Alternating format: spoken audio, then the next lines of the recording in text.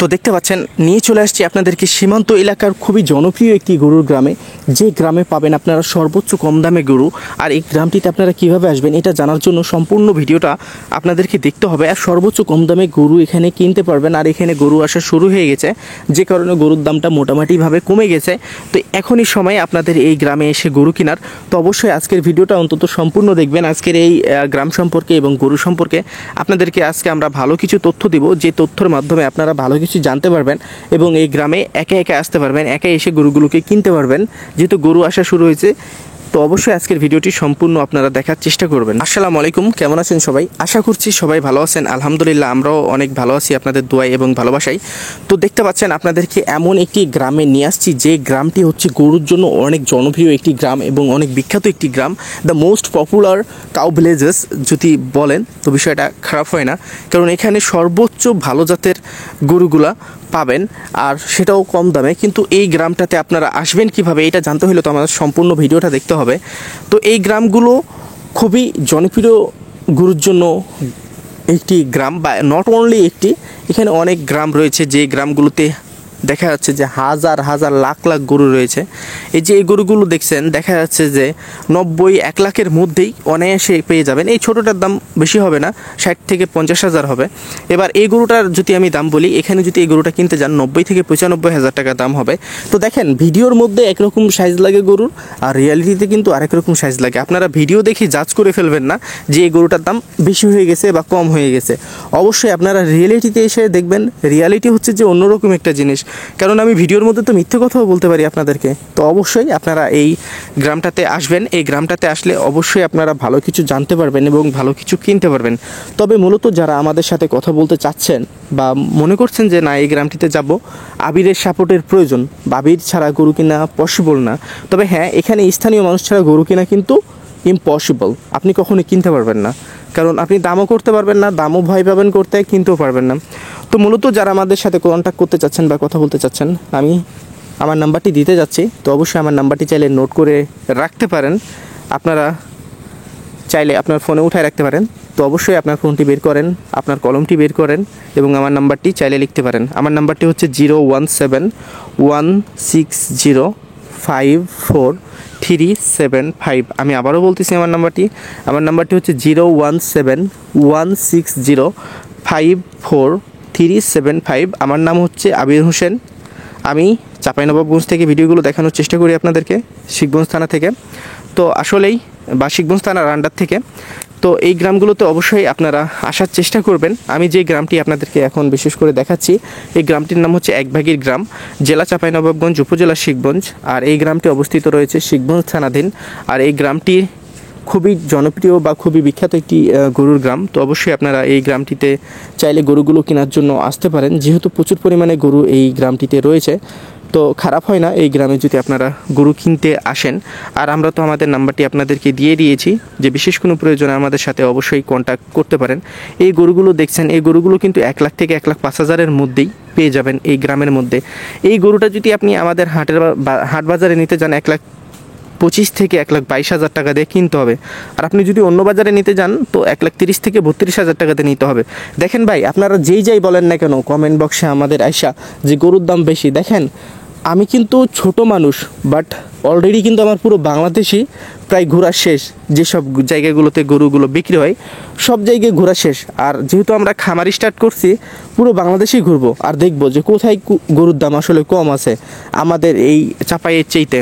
তো আমি আজ পর্যন্ত যতগুলোই হাট বা যতগুলোই জেলাতে গেছি না কেন, আমাদের চাঁপাইনবাবগঞ্জের মতো কোনো জায়গাতে কোয়ালিটিফুল গরু ছিল না। আর আমাদের চাঁপাইনবাবগঞ্জের মতো কোনো জায়গাতে গরু কিনে মজাও নাই। কারণ আমি দিনাজপুর গেলাম, দিনাজপুরে দেখলাম সবই স্ক্যাম, সবই ঘাপলিং। কারণ দেখায় এক জিনিস, দায় আর এক জিনিস। আর সবগুলোই কিন্তু ফিডিং গরু, সবগুলোই হচ্ছে ফুলানো গরু, সবগুলোই হচ্ছে যে চোঙ্গা গরু। তো এই বিষয়গুলো আপনারা আসলে অনেকেই জানেন না। এখন দেখেন, একজন খামারির কিন্তু লাখ লাখ টাকা আছে, তার গেলেই কি আসলেই কি সে সরকার থেকে লোন পাইছে কোটি টাকা। আপনি কয় টাকা লোন পাইছেন? আপনি তো 1 টাকাও লোন পান নাই। তো সরকার থেকে যেহেতু কোটি টাকা লোন পাইছে ও, একজন খামারি, বড় খামারি, একজন প্রজেক্ট নিয়ে কাজ করছে যারা, তারা কোটি কোটি টাকা লোন পাইছে।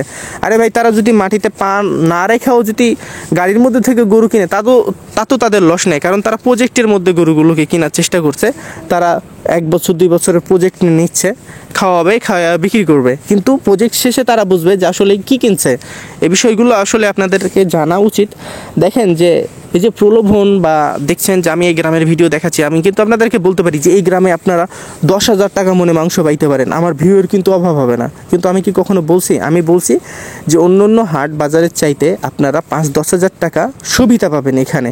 এখন 5-10 হাজার টাকা সুবিধা পাবেন, এগুলো খরচ টরচ মিলিয়ে নিতে হবে আপনাকে সব কিছু। তাহলে এই বিষয়গুলো আপনাদেরকে যেহেতু আমি খুবই ইজিলি বোঝানোর চেষ্টা করছি, যে দেখেন যে এই গ্রামগুলোতে গরু কিনতে আসলে সর্বোচ্চ কম দামে গরু কিনতে পারবেন। আর এখানে যে বিষয়গুলো ধ্যানে, বা যে বিষয়গুলো মজার, সেটা হচ্ছে যে এই গ্রামের মানুষগুলো কিন্তু কোনো জাত বোঝে না। ব্রাহ্মণকে বলে যে দেশি গরু, শাহিওয়ালকে বলে দেশি গরু, আর অস্ট্রেলিয়ায় জাতটা শুধু চিনে, এটাকে বলে অস্ট্রেলিয়ান গরু। তবে অস্ট্রেলিয়ার মধ্যে যে বিভিন্ন জাত রয়েছে সেটাও কিন্তু জানে না। অস্ট্রেলিয়ান গরু হইলেই এটা অস্ট্রেলিয়ান গরু, বাস, এতটুকুই শেষ। তো যেহেতু জাত বোঝে না, তাহলে এখানে গরু কিনতে আসলে আপনাদের অবশ্যই কিছুটা হইলেও সুবিধা পাবেন। এই যে বলগুলো দেখছেন, এই বলগুলো কিন্তু এখানে খুবই দেখা যাচ্ছে 220-30-এই পেয়ে যাবেন। এখন 220-30 কি আপনাদের কাছে মনে হচ্ছে যে হাই, আপনি জানতো বাজারে যে এটা 250-তে কিনা দেখান তো আপনি। তো আসলে ভিডিও দেখে মন্তব্য করবেন শুয়ে থেকে, আসলে এটা না, রিয়ালিটিতে নামেন, গ্রামে নামেন, হাটে নামেন, হাট ঘুরেন, ঘাট ঘুরেন, তারপরে দেখেন যে আসলে রিয়ালিটিটা কি। বাংলাদেশের কোনো জায়গাতেই গরুর সুবিধা নাই। আর আপনারা মনে করেন যে হয়তো বা এখান দিয়ে ইন্ডিয়ান গরু আসছে, ওই উমুক বর্ডার দিয়ে আসছে, রহনপুর বর্ডার দিয়ে আসছে, রংপুর বর্ডার দিয়ে আসছে, চাঁপাইনবাবগঞ্জ বর্ডার দিয়ে আসছে, রাজশাহী বর্ডার দিয়ে আসছে, কুড়িগ্রাম দিয়ে আসছে, পাটগ্রাম দিয়ে আসছে, সিলেট বর্ডার দিয়ে আসছে, গরু খুবই সস্তা পাওয়া যাবে। আসলে কি আপনারা কি দেখছেন যে এই গরুগুলো নিয়ে আসতে তাদের কতটুক মেহনত লাগে, কতটুক খরচ করতে হয়, কতটুকু কষ্ট করতে হয়? আপনারা তো একটা বারও দেখেন নাই। একবার দেখবেন, রিয়ালিটিতে নামবেন, তারপরে বিষয়গুলোকে জাজ করবেন, বিষয়গুলোকে ফিল করতে পারবেন যে আসলেই যে একটা ইন্টারন্যাশনাল বিষয় বা ইন্টারন্যাশনাল ইস্যু নিয়ে কাজ করা কতটা ট্রাপ বা কতটা রিস্কি, যারা করে তারাই বোঝে।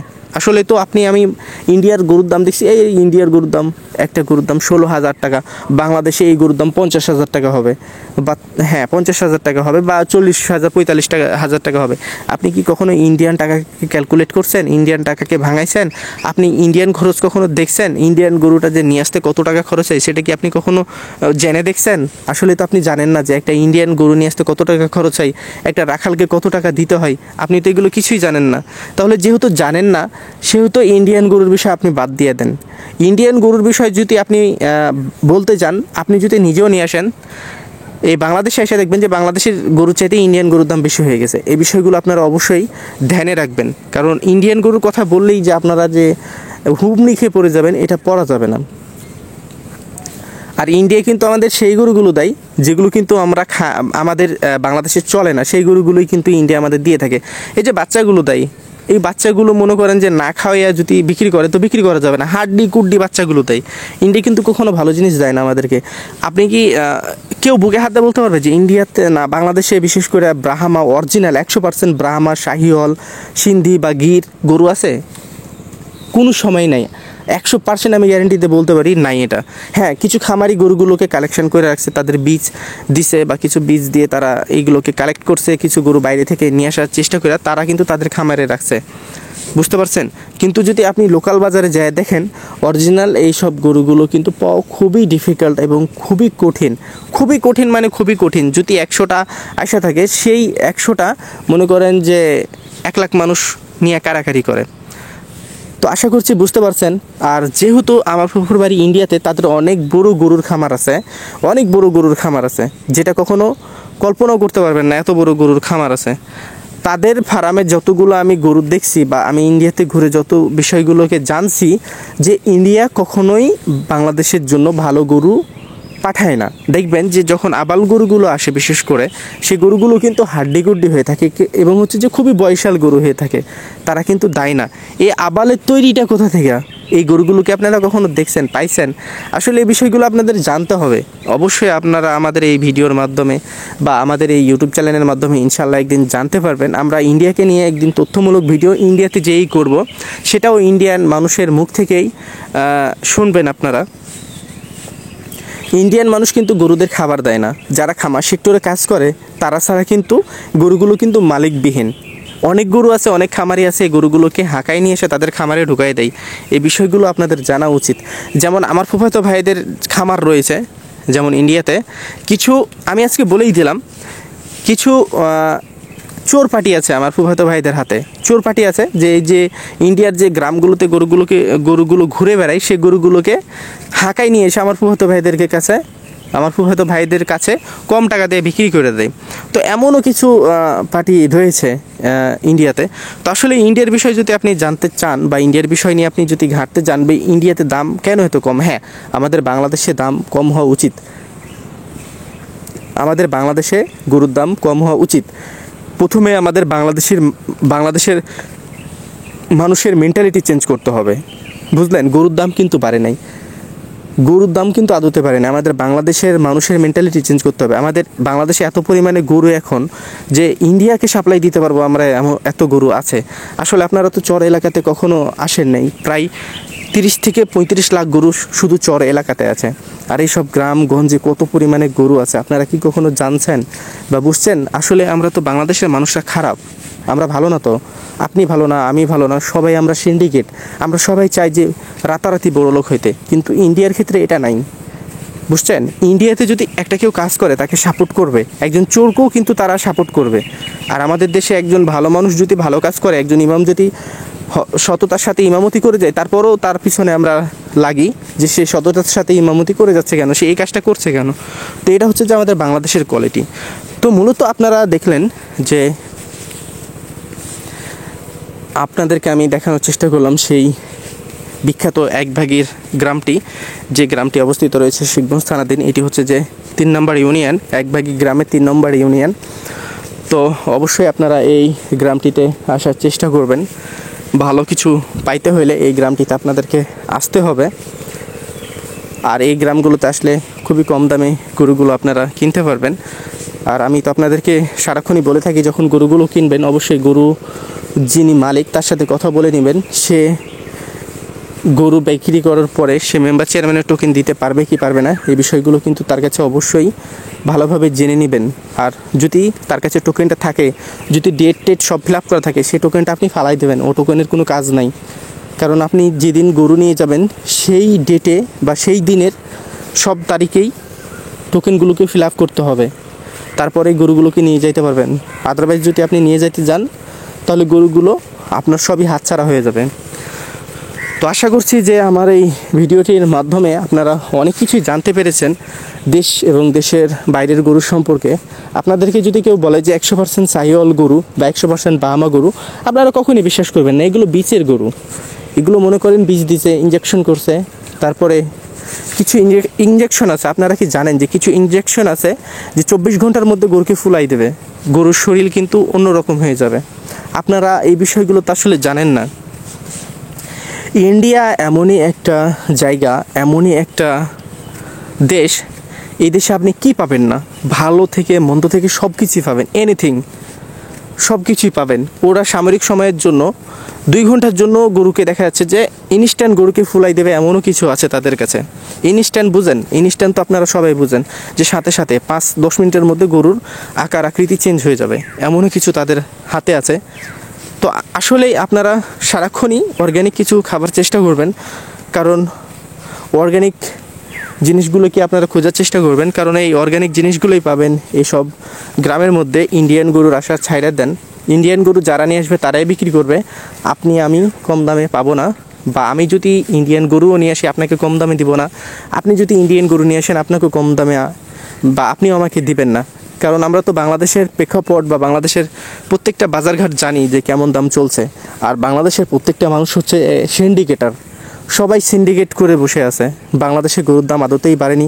বাংলাদেশে খাবারের দাম বাড়লো, আমি মনে করি যে বাংলাদেশে 400 টাকার উপরে যদি মাংস বিক্রি করে সেটাই আমাদের জন্য অনেক হাই।